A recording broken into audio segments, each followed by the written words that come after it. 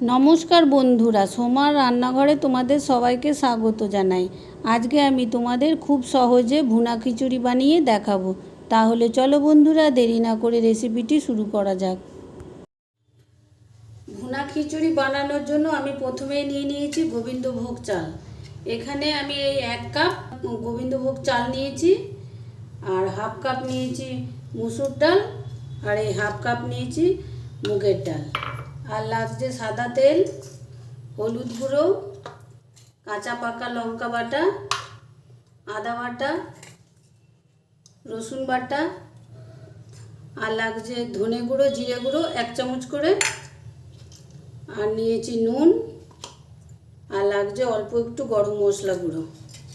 আর ফোড়নের জন্য লাগছে একটা তেজপাতা, 2টো এলাচ, 2টো লবঙ্গ, 2টো গোলমরিচ, আর অল্প একটু দারচিনি নিয়েছি।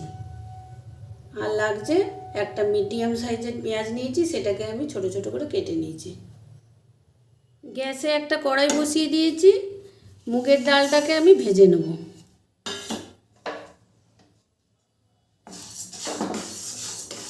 মুগের ডালটা আমি হালকা একটু নেড়ে চেড়ে ভেজে নেব।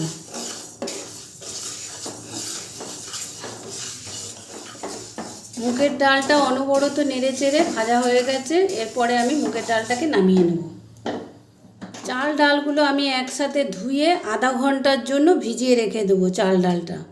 গ্যাসে আবারও আমি কড়াই বসিয়ে দিয়েছি, দিয়ে দেবো সাদা তেল। এখানে আমি 4 চামচের মতো সাদা তেল দিলাম।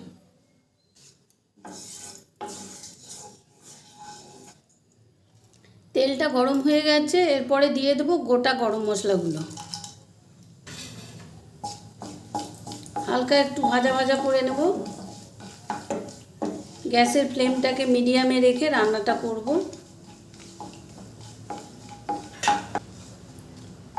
ফোড়নটা একটু ভাজা ভাজা হয়ে গেছে, এরপরে দিয়ে দেবো কেটে রাখা পেঁয়াজটা।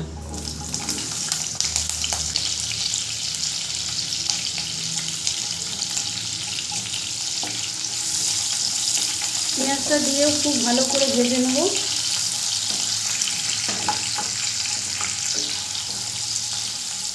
পেঁয়াজটা হালকা লাল করে ভাজা হয়ে গেছে, এরপরে দিয়ে দেবো আদা বাটা। আদা বাটা এখানে 1 চামচ আছে, সেটা এবার দিয়ে দিলাম।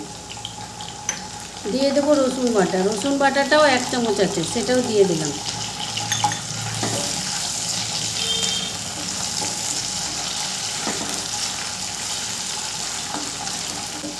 আদা রসুনটাকে খুব ভালো করে কষিয়ে নেব, যতক্ষণ না পর্যন্ত কাঁচা গন্ধটা যাচ্ছে।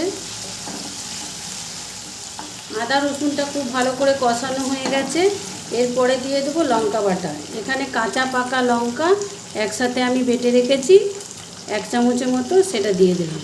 ঝালটা তোমরা তোমাদের পছন্দ মতো দিতে পারো।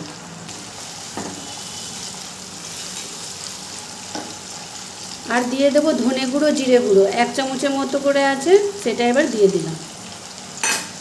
আর দিয়ে দেবো হলুদ গুঁড়ো। হলুদ গুঁড়োটা এই ছোটো চামচের 1 চামচ দিলাম।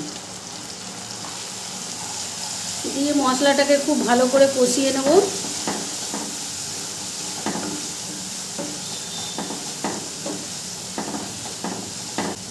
যতক্ষণ না পর্যন্ত মশলার কাঁচা গন্ধ দূর হচ্ছে, ততক্ষণ পর্যন্ত মশলাটাকে খুব ভালো করে কষিয়ে নেব।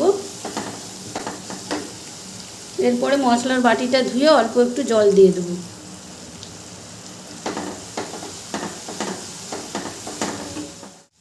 মশলাটাতে আরও অল্প একটু জল দেবো। জল দিয়ে মশলাটাকে কষাবো।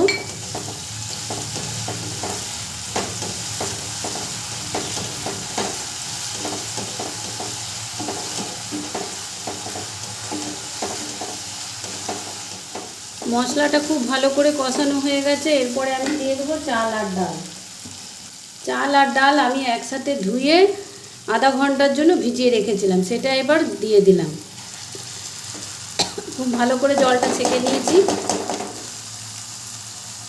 চাল আর ডালটাকে মশলার সাথে খুব ভালো করে আমি কষিয়ে নেব।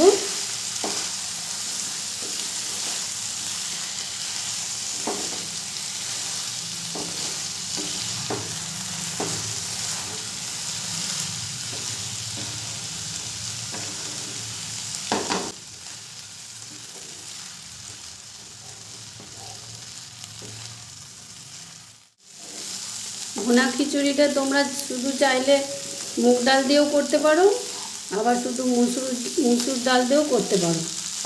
তবে আমি 2 রকমের ডাল দিয়েছি, খিচুড়িটা খেতে ভালো লাগবে।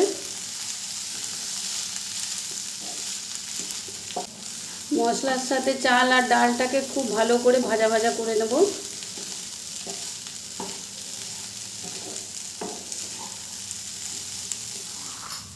দিয়ে দেব নুন, নুনটা দেব পরিমাণ মতো।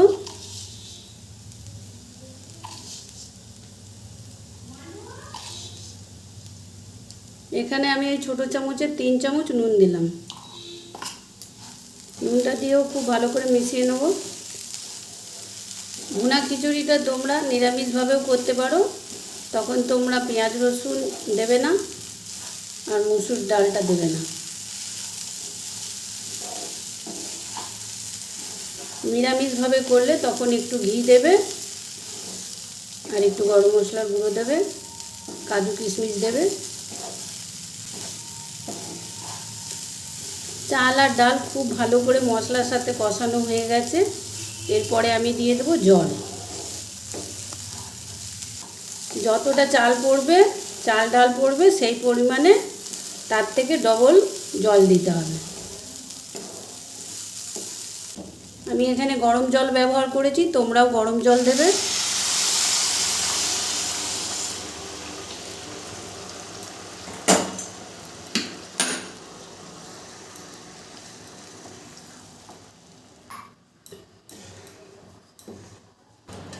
গ্যাসের ফ্লেমটাকে মিডিয়ামে রেখে আমি 5 মিনিটের জন্য ঢাকনা দিয়ে দেবো।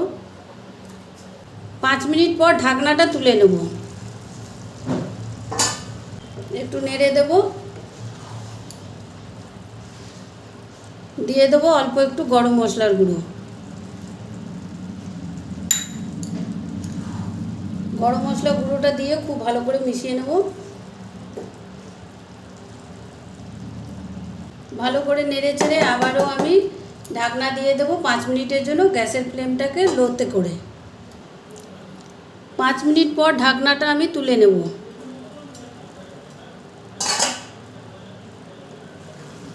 খুব ভালো করে নেড়ে দেবো।